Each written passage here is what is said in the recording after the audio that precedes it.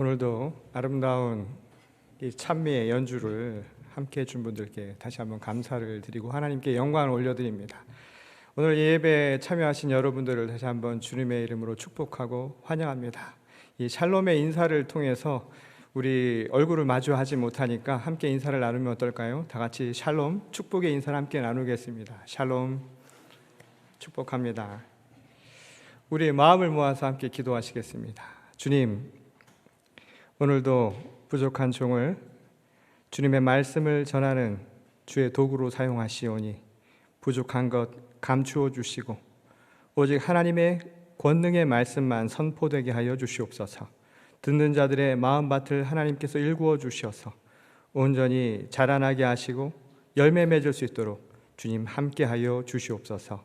모든 것 위에 함께 하시는 우리 주 예수 그리스도의 이름으로 간절히 기도드렸습니다. 아멘.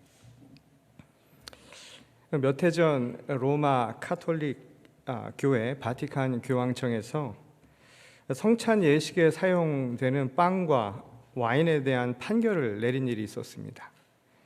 로마 카톨릭의 미사에서는 글루텐 프리 빵과 자연산이 아닌 포도주를 사용해서는 안 된다는 것이 판결의 핵심이었습니다. 요즘 들어서 건강에 대한 관심이 늘어나고 또 사람들이 어떻게 하면 웰빙을 누릴까 하면서 점차 글루텐이 함유된 빵을 피하려 들기도 하지요. 그리고 와인도 취향에 맞게 수많은 종류가 나오면서 성찬식에 사용되는 빵과 포도주에 대한 카톨릭 교회의 엄격한 규제도 좀 낮춰야 되는 것이 아닌가라는 목소리가 그동안 높았다고 합니다. 그런데 결국 교회의 판결은 이를 받아들이지 않겠다는 결정을 내린 셈이었지요. 그 이유는 카톨릭 교회의 신학적 입장과 연관이 있었습니다. 이 성찬과 관련해서 카톨릭 교회는 소위 화채설을 따르고 있지요. 화채설은 성찬에서의 빵과 포도주가 실제로 주님의 몸과 피로 변화되었다라고 하는 것을 믿는 것입니다. 대부분의 개신교회들이 성찬 예식에서 받는 빵과 포도주를 통해서 주님을 기념하는 것에 초점을 두는 것과는 차이가 나는 부분이죠. 그래서 사실 재미있는 이야기들이 많죠. 빵에 부스러기를 흘려서도 안 되고 또 주님의 보혈인 포도주를 흘려서도 안 된다는 것이 오랫동안 지켜온 이 카톨릭의 전통 가운데 하나였다고 합니다. 여하튼 변화되는 사람들의 라이프 스타일과는 상관없이 교회의 신념과 입장을 고수해야 한다는 카톨릭 교회의 판결에 대해서는 앞으로도 논란의 여지가 많을 것 같습니다. 그렇다고 시대의 변화와 그 흐름에 상대적으로 잘 적응하는 편인 우리 개신교회의 입장이 보다 옳은 선택을 하고 있느냐 하는 것에 대해서는 입장이 사실은 어려운 상황이지요. 이 코로나 바이러스로 인해서 변화된 요즘 이 예배 상황하에서 여러 가지 성찬 예식에 대한 논쟁이 나타나고 있습니다. 그것이 한 사례라고 할 수 있겠지요. 우리가 속한 연합감리교회의 감독들은 현장 예배가 불가능한 상태에서 집례 목사가 각 가정에서 있지 않더라도 불가피하게 성찬을 각 가정에서도 드릴 수 있다, 개별적으로 행할 수 있다라는 입장을 발표한 일이 있었습니다. 이 집례 목사가 교회에서 예전을 인도할 때 각 가정마다 미리 준비한 빵과 포도주를 취할 수 있다는 것이지요. 아시다시피 종교개혁 이후로 개신교는 기존의 전통적인 카톨릭 교회의 성례전을 대폭 축소시킨 바가 있습니다. 7개의 성례전을 2개로 축소시켰죠. 그 이유는 형식보다 의미가 더 중요하기 때문이라는 것이었습니다. 그 결과 오늘날 개신교에서 지키는 성례전은 세례와 성찬만 지키고 있지요. 게다가 성례의 집전은 전통적으로 교단이나 교회가 인정한 목회자에게만 그 권한을 주고 있습니다. 그런 이유로 집례자가 없는 성례전은 사실상 불가능하게 되었지요. 하지만 코로나 바이러스라는 상황으로 인해서 우리 교단 감독들은 집례자가 없는 곳에서도 화상을 통해 성례전을 행할 수 있다라는 일종의 유권 해석을 내린 것이었습니다. 제 생각도 그렇지만 많은 사람들이 이 해석에 대해서 논란을 제기하고 있는 현실이죠. 예를 들어서 이 성찬, 가능하다고 한다면 또 다른 성례전이라고 할 수 있는 세례도 그렇게 줄 수 있겠느냐라는 것입니다. 교회에서 목사는 집전을 하고 세례자는 집에서 세숫다야에 물을 받아놓고 거기에 머리만 담근 것을 과연 우리가 온전한 세례식으로 인정할 수 있을까? 이런 질문이 가능하다는 것이죠. 물론 의미가 중요한 것이니 상황에 따라 형식은 얼마든지 유연하게 적용할 수 있다라는 입장도 일리가 있습니다. 그렇지만 형식을 너무 가볍게 여기다 보면 나중에는 그 의미도 약화될 수 있다는 것을 우리가 간과해서는 안 되지요. 오늘날 많은 개신교회가 전통과 형식의 가치를 너무 과소평가하다 결국 그 의미조차 조금씩 잃어가고 있는 형국이 되었다는 것이 바로 그 증거라고 할 수 있습니다. 많은 교회에서 성찬을 특별한 예배 순서 정도로 여기는 오늘날 개신교회 현실이 이를 잘 보여주고 있지요. 그러다 보니 무엇을 먹을까에 대해 엄격한 원칙을 주장하는 카톨릭 교회와는 달리 개신교회는 아무거나 되는 대로 먹어도 별 신경 쓰지 않는 심각한 상황들이 벌어지고 있다는 겁니다. 이 기왕 먹는 이야기로 시작을 했으니 이와 관련해서 얼마 전에 한국에서 일어난 사건 하나를 더 소개하려고 합니다. 이 코로나 바이러스로 인해서 일용직 자리를 잃어버리고 생계가 막막했던 40대 한 남성이 구운 달걀 18개를 훔치다 잡혀서 재판에 넘겨진 사건이 있었습니다. 일명 코로나 장발장이라고 알려진 사건인데 팬데믹 현상으로 인해서 생계가 막막해진 또 생계의 위기에 처한 오늘날 서민들의 극단적인 현실을 보여준다 해서 언론에서 크게 보도가 된 바가 있다고 하지요. 그가 경찰서에서 잡혀간 날 먹은 짬뽕 한 그릇이 이 2주 만에 먹은 첫 음식이었다고 하니 왜 그가 달걀을 훔쳤는가라고 하는 것은 물어보나 마나라고 할 수 있을 겁니다. 물론 개인의 일탈적 행위에 대해서 우리는 분명하게 법으로 물어야 되겠지요. 그렇지만 우리 사회가 건강한 사회라고 한다면 그와 같은 생계적 범죄, 범행이 일어나게 된 원인에 대해서는 다시 한 번쯤 우리가 되짚어볼 필요가 있다는 생각을 해보게 됩니다. 왜냐하면 사회라고 하는 것은 어떻게든 우리 모두가 공존하는 운명 공동체의 성격을 지니고 있기 때문입니다. 예수님의 비유도 그렇죠. 포도나무의 지체를 이루고 있다라고 우리를 표현하셨습니다. 우리 몸의 또 다른 일부일 수 있는 그 누군가가 상처를 입고 있다. 누군가가 어려움을 당하고 있다라고 하는 것은 고스란히 우리의 몫이기 때문이라는 겁니다. 내 손이 아프면 내가 아픈 것이지요. 내 발이 아프면 내가 아픈 겁니다. 마찬가지로 누군가의 상처는 우리 모두의 상처가 될 수도 있다는 것을 우리는 늘 생각해야 한다는 겁니다. 맹자가 한 말이라고도 하는데 옛말에 이런 말이 있어요. 백성은 먹는 것으로 하늘을 삼는다. 그만큼 생존에 필수적인 음식이 얼마나 중요한가. 그리고 함께 살아가는 사회에서 그 먹는 것을 함께 하지 못하는 사람들에 대해서 얼마나 책임감을 가져야 하는가라고 하는 것을 보여주는 이야기입니다. 어쩌면 우리는 함께 한다는 그 이유만으로 서로에게 의무를 갖고 있다고 말할 수 있는 것이지요. 그런 의미에서 허기진 배를 견디다 못해 빵을 훔치고 그리고 달걀을 훔쳐야만 했던 현대판 장발장이 오늘날 여전히 우리와 함께하고 있다는 것은 우리 모두에게 커다란 도전이자 하나의 숙제라고 할 수 있는 질문입니다. 이렇게 먹고 사는 것 자체가 생존의 문제가 된 사람들 앞에서 과연 성찬의 빵과 포도주를 무엇으로 먹을까라고 하는 교회의 논쟁이 과연 어떻게 들릴 것인가 여러 가지 생각을 하게 만드는 것이죠. 마치 세상과는 너무나 큰 금을 긋고 있는 교회의 높은 벽이 여러분 실감되지 않으십니까? 주님이 세상과 구별되라고 하신 말씀, 교회의 모습이 과연 그런 모습이라고 할 수 있을까요? 사실 카톨릭 교회가 성찬에 대해 규정한 것처럼 무엇을 먹을까에 대한 이 질문에 대해서 사실 우리 모두는 나름대로의 원칙을 가지고 살고 있습니다. 물론 어떤 분들은 양이나 또는 맛을 가지고 구별하는 분들도 있겠지만 이 질문은 보다 본질적인 원칙에 대한 생각을 갖게 만드는 질문이죠. 무엇을 먹느냐라고 하는 것도 옳고 그름의 문제로 말한다는 것은 결국 우리가 무엇으로 살 것인가 라고 하는 인간의 실존적이고 본질적인 질문이라고 할 수 있는 대목이라는 것이죠. 예컨대 같은 세상을 살아도 사람들은 무엇을 먹고 사느냐에 따라서 전혀 다른 모습을 갖게 된다는 거예요. 옛말에 그런 말이 있죠. 밥 힘으로 산다고. 밥 먹는 사람은 밥 힘으로 산다고 이야기합니다. 무엇을 먹을까? 돈을 먹고 사는 사람들은 돈의 힘으로 살아간다는 거예요. 반면에 사랑만 먹고도 살 수 있다는 낭만파들이 있지 않습니까? 정의를 가지고 의리를 가지고도 살 수 있다는 사람들이 있지 않습니까? 그것이 바로 우리를 어떻게 살 것인가라고 하는 그 질문에 대한 우리의 삶의 모습들을 규정짓는다라는 것이죠. 저는 오늘 우리에게 주신 두 개의 서로 다른 본문 말씀을 통해서 과연 우리가 무엇을 먹고 살 것인가에 대한 이 질문에 대한 나름대로의 답변을 여러분들과 함께 살펴보려고 합니다. 먼저 씨 뿌리는 자의 비유로 잘 알려진 마태복음의 말씀이지요.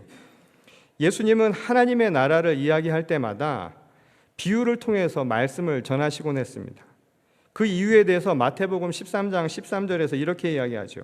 그러므로 내가 그들에게 비유로 말하는 것은 그들이 보아도 보지 못하며 들어도 듣지 못하며 깨닫지 못함이니라 라고 말씀하셨습니다. 그만큼 사람들은 진리에 대해서 무감각하다는 거예요. 우리가 숨은 보아의 비유에서도 알고 있듯이 하나님 나라의 진리를 안다라는 것, 그것을 제대로 파악할 수 있는 사람들, 그것을 깨닫고 살아가는 사람들은 생각보다 많지 않다는 이야기입니다. 예수님은 그 이유를 바로 우리의 믿음의 문제와 연관을 짓고 계시죠. 다시 말해서 믿음의 태만에서 이 모든 것이 시작하고 있다는 겁니다. 두드려 구하지도 않고 찾으려 하지도 않기 때문이라는 거예요. 이미 주어진 하나님의 선물, 은총 아닙니까? 그런데 그것은 그냥 얻어지는 것이 아니라 우리의 믿음이라고 하는 그릇이 있을 때 얻어지는 겁니다. 은혜는 아무에게나 주어지는 축복이에요. 보편적으로 주어지는 값없는 선물이라는 겁니다. 그런데 믿음이 없으면 그것을 받을 수 없다는 거예요. 그래서 은혜를 주어도 은혜인지 모르고 살아간다는 것이죠. 불행한 삶이 바로 여기서 시작한다는 겁니다. 무엇을 먹고 마시고 입을까? 우리들의 모든 관심이 거기에 매몰되어 있기 때문이라는 거예요. 그래서 주신 은총도 하나님의 선물도 받지 못하고 살아가는 게 불행한 인간들의 모습이라는 겁니다. 그래서 예수님은 세상을 향해서 끊임없이 이야기하시죠. 들으라고 말이죠. 그리고 어찌해서 그렇게 믿음이 약한가라고 우리에게 계속해서 묻고 계시곤 합니다. 정말 누려야 할 생명의 양식은 찾지 못하고 당장 눈앞에 배, 그것을 채우는 것만 급급한 현실을 살아가고 있다는 것이죠. 이것이 바로 예수님이 우리를 바라보는 안타까운 시선이었다는 겁니다. 물론 생명의 양식이 얼마나 중요한가에 대해서 모르는 그리스도인들은 그리 많지 않겠지요. 믿음이 없는 사람들조차도 육신이 얼마나 유한한 존재인가, 그리고 우리의 삶이 얼마나 허망한가에 대해서는 다 알고 있습니다. 다만 그것을 아는 만큼 그렇게 살지를 못한다라는 거예요. 그 말은 결국 뭐냐면 깨닫는 것처럼 살지 못한다는 거예요. 그리스도인의 자기 모순도 바로 여기서 출발한다는 것이죠. 예수님의 가르침을 믿는다고 하면서도 그렇게 살아가지 않는다는 거예요. 우리가 교인은 될 수 있겠죠. 교회에 들어오는 건 어려운 일 아닙니다. 그래서 교적에 자기 이름을 올리는 것은 결코 어려운 일이 아니죠. 그러나 누가 예수 그리스도의 제자가 되는가는 다른 문제라는 거예요. 그렇게 살고 있느냐라고 하는 질문에 대해서는 우리는 말하기가 쉽지 않다는 겁니다. 하나님의 자녀가 되는 특권은 누리고 싶은데 그 자녀로서의 의무는 지고 싶지 않은 거예요. 구원은 원하는데 그 구원을 위해서 우리가 가야 할 좁은 길은 가지 않는다, 이 말인 겁니다. 자기를 부인하고 자기를 희생하는 길은 가지 않으려는 것, 이게 바로 우리들의 삶의 모습이 아닌가라는 질문인 것이죠. 오늘 또 다른 본문인 구약 창세기의 야곱과 에서의 이야기는 바로 이것을 잘 드러내주는 대목이지요. 배가 너무 고파서 허기진 에서가 사실 약삭빠른 동생 야곱의 꿰매 넘어간 이야기입니다. 이 팥죽 한 그릇에 결국 장자권을 팔아 넘기지요. 이 성경은 이것을 마치 배고프다고 남의 빵을 훔친 또는 달걀을 훔친 장발장처럼 죄인 취급을 하고 있지요. 죄인이라고 하는 것은 다른 것이 아니라 곧 하나님의 말씀에 벗어났다라는 거예요. 그 이유는 맏아들의 권리, 곧 장자권이 가진 성경적 의미 때문이라는 겁니다. 성경은 에서의 잘못을 눈앞에 팥죽 한 그릇에 장자권을 팔아버릴 만큼 그 가치를 깨닫지 못한 것에서 찾고 있다는 거예요. 다시 말해서 믿음의 문제, 영적인 태만함에서 찾고 있다는 겁니다. 사실 마다들이라는 이 말, 히브리어 이 비코르라는 말의 의미는 첫 열매를 뜻하는 거예요. 이 유대 율법에 따르면 첫 열매는 하나님께 속한 것입니다. 그러니 하나님께 속한 것이니 하나님께 드리는 것은 당연한 것을 뜻하는 것이죠. 말하자면 열매, 장자권이라고 하는 것은 그 자체로 하나님이 우리에게 주신 선물이라는 거예요. 은혜라는 거예요. 그것을 감사하는 마음으로 받는다면, 믿음을 가진다면 그것을 다시 돌려드려야 할 믿음의 결단, 곧 믿음의 대상이 되어야 한다는 겁니다. 같은 맥락에서 장자권도 마찬가지라는 거예요. 하나님께서 주신 권리는 하나님이 우리를 구원하시겠다라는 은혜라는 겁니다. 하나님이 우리를 자녀 삼아 주신 하나님의 선물이라는 거예요. 그것을 알았다면 내가 장자된 권리를 받은 자로서의 의무를 다하는 것은 당연한 믿음의 결단이 되어야 한다는 거예요. 에서가 팥죽 한 그릇에 팔아 넘겼다라고 하는 장자권이 가진 의미는 바로 여기 있다라는 거예요. 결코 쉽게 간과해서는 안 될 의미가 그 안에 담겨져 있다는 것이죠. 물론 형제 간에 흔히 나타날 수 있는 장난으로 생각할 수도 있겠습니다. 별것 아니라고 대수롭지 않게 넘어갈 수도 있지요. 마치 성찬에 먹는 빵과 포도주의 종류가 모든 큰 상관이 없다라고 생각하는 것처럼 말이죠. 그런데 영적인 문제를 보면 이건 전혀 다른 질문이 될 수 있다라는 겁니다. 우리가 무엇을 먹을까에 대한 아주 중요한 질문이 될 수도 있기 때문이란 거예요. 사실 이것에 대해서는 세상이 먼저 우리를 바라본다라는 것에서 찾을 수 있다는 겁니다. 우리가 스스로를 구별된 존재로 생각할 뿐만 아니라 세상도 우리를 그렇게 바라본다라는 거예요. 그래서 세상과 너무 차이가 나도 문제가 되지만 반대로 세상과 너무 차이가 나지 않아도 세상은 우리를 비난의 대상으로 삼는다라는 겁니다. 그러니 교회 안에서 빵과 와인을 두고 벌이는 논쟁이라고 하는 것이 나타날 수밖에 없다라는 거예요. 오늘날 이 현장 예배에 대한 논쟁도 있지요. 과연 무엇을 따라야 하느냐 말이죠. 지금 세상에서는 현장 예배하는 것에 대해서 어떻게 생각을 하고 있는가? 거기에 귀를 기울이기도 해야 하지만 예배라고 하는 것의 본질적인 의미에 대해서도 우리는 생각을 안 할 수 없다라는 거예요. 과연 어느 장단에 우리는 맞추어서 움직여야 하느냐? 이런 질문이 가능한 것이지요. 세상의 변화를 고려하지 않을 수도 없고 또 무작정 따라갈 수도 없는 것이 바로 오늘 우리가 처한 현실이라는 겁니다. 그렇다고 해서 원칙이 없다고는 말할 수 없지요. 이 마태복음 6장 31절에서 33절에 보면 예수께서 그 원칙이 무엇인가에 대해 우리에게 분명하게 이해하게 해주는 대목이 나옵니다. 그러므로 염려하여 이르기를 무엇을 먹을까, 무엇을 마실까, 무엇을 입을까 하지 말라. 이는 다 이방인들이 구하는 것이라. 너희 하늘 아버지께서 이 모든 것이 너희에게 있어야 할 줄을 아시느니라. 그런즉 너희는 먼저 그의 나라와 그의 의를 구하라. 그리하면 이 모든 것을 너희에게 더하시리라. 지금 이 말씀은 예수께서 무엇을 먹을까? 우리가 이 질문에 대해서 염려하지 말라고 하신 말씀입니다. 그런데 중요한 것은 이 질문을 듣는 이 하나님이 예수 그리스도를 통해서 전파하신 이 말씀을 듣는 사람이 누구냐라는 거예요. 이 말씀은 생존으로 허기진 사람들에게 던지신 말씀이 아니라는 겁니다. 오히려 이 말씀을 들어야 할 것은 오늘 우리 전체가 될 수 있는 이야기라는 거예요. 무엇을 먹을까? 이것의 전제가 무엇이냐를 우리에게 가르쳐 주는 것이죠. 그 전제는 바로 하나님의 나라와 그의 의를 먼저 구하라라는 거예요. 무엇을 먹느냐, 무엇이라고 하는 것에만 초점을 둘 것이 아니라 그 앞에 하나님의 나라와 그의 의를 구하는 그 목적이 먼저가 되어야 한다는 겁니다. 씨 뿌리는 자의 비유는 바로 이것을 우리에게 구체적으로 설명한 하나의 예시라고 할 수 있는 대목이죠. 사실 이 비유를 이해하려면 당시 농경 방식이 가진 이 특이점을 이해할 필요가 있습니다. 이 당시는 이 작물을 재배하는데 오늘날처럼 윤작을 하지 않았어요. 윤작이라고 하는 것은 여러 작물을 수확하기 위해서 여러 번 밭을 일구는 것이죠. 땅을 잠시도 가만히 두지 않는 겁니다. 오늘날은 많은 수확을 하기 위해서 끊임없이 작물들을 바꾸어 재배를 하는데 당시 유대 사회에서는 윤작이 흔하지 않았다는 겁니다. 그 밭을 일구지 않아서 실제로는 길바닥이 나 있기도 하고 돌밭과 가시덤불이 중간중간에 있는 것은 흔한 모습이었다는 거예요. 예수님은 이 모습을 우리에게 하나의 비유로 하신 것이었죠. 바로 우리 삶에 대한 이야기인 겁니다. 우리의 삶이 꼭 그와 같다라는 거예요. 하나님이 똑같이 우리에게 은총, 하나님이 선물을 주셨는데 우리의 삶이라고 하는 것은 그런 모습들이 나타난다는 거예요. 인생의 여정을 한번 생각해 보십시오. 인생의 여정이 늘 평탄하기만 한 사람이 세상에 어디 있습니까?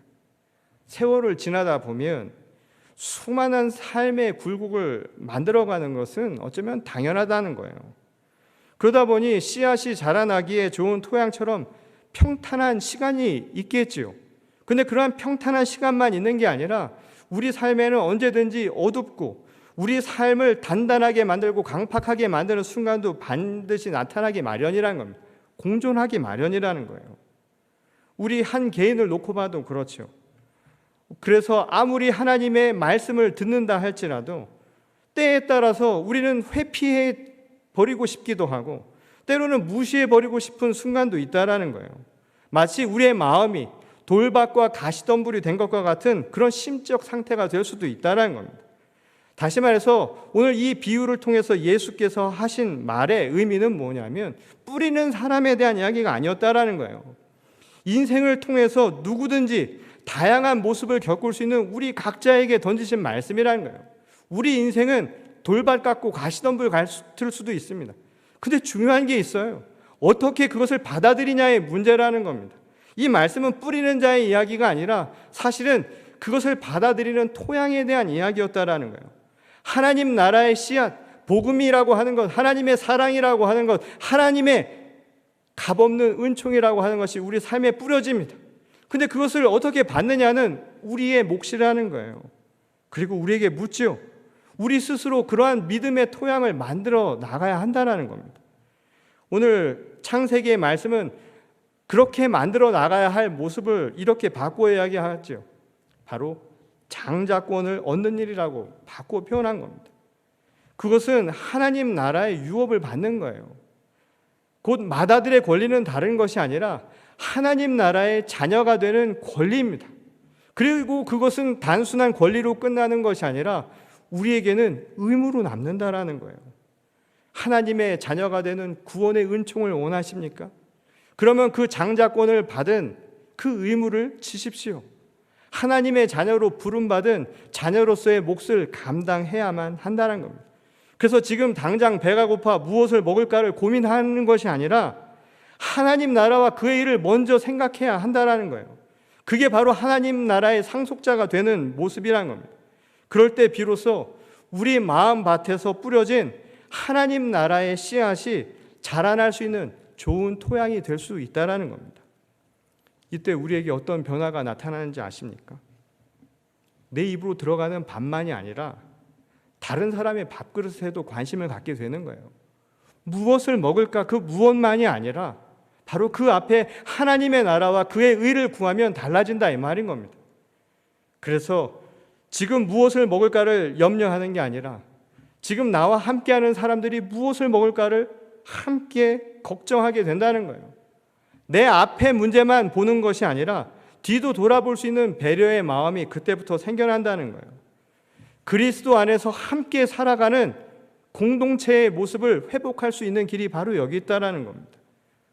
무엇을 먹을까라는 질문 앞에 하나님의 나라와 그의 의를 생각하는 그 전제가 우리 앞에 있다면 우리의 시선이 이렇게 바뀔 수 있다는 것이죠. 어쩌면 이 코로나 바이러스는 우리에게 이러한 질문을 지금 던지는지도 모릅니다. 지금까지 무엇을 먹을까? 정말 급박하게 살았죠. 현실의 문제에 모든 것을 맡기고 지금까지 쉼없이 달려오지 않았습니까? 그래서 어쩌면 인간이 만든 인재를 우리가 지금 체험하고 있는지도 모릅니다.